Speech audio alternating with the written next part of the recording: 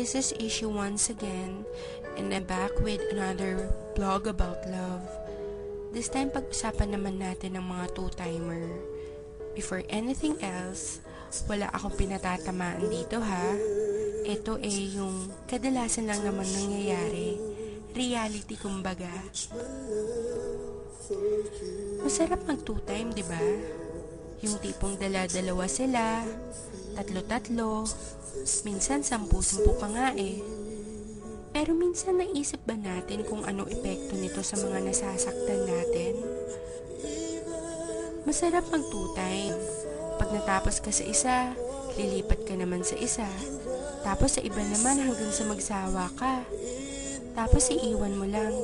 Kasi may nakita kang mas gwapo o mas maganda sa kanya. Minsan pag nag-away kayo ng number 1 mo, damay-damay pati yung second, third, and so forth. Kawawa naman sila, no? Samantalang wala naman silang ginagawa sa'yo kung di ang intindihin ka at mahalin lang. Bakit nga kaya masarap mag two-time? Kasi hindi ka marunong makontento sa kung anong meron ng girlfriend or boyfriend mo? Kasi meron mas better sa present mo? O baka naman kasi selfish ka, ayaw mong i-let go yung present mo if it's for your own sake kahit nasasaktan mo na siya.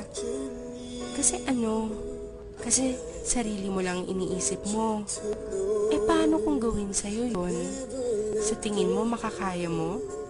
Sa tingin mo okay lang sa'yo? Di ba masakit din?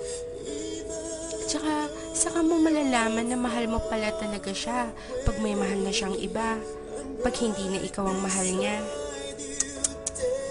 Guys, masarap pagmahal at mahalin. Sana lang, marunong tayong makontento sa ibinigay sa atin. Tayo-tayo na nga lang ang nagkakaintindihan. Tapos tayo-tayo pa ang nagtataluhan. Guys, wake up. Mahalin yung mga girlfriends, boyfriends nyo. Be loyal. Sorry sa mga natatamaan ko. Ginigising ko lang kayo sa matagal yung pagkakatulog. Baka kasi paggising nyo, wala na yung taong nagmamahal sa inyo ng totoo.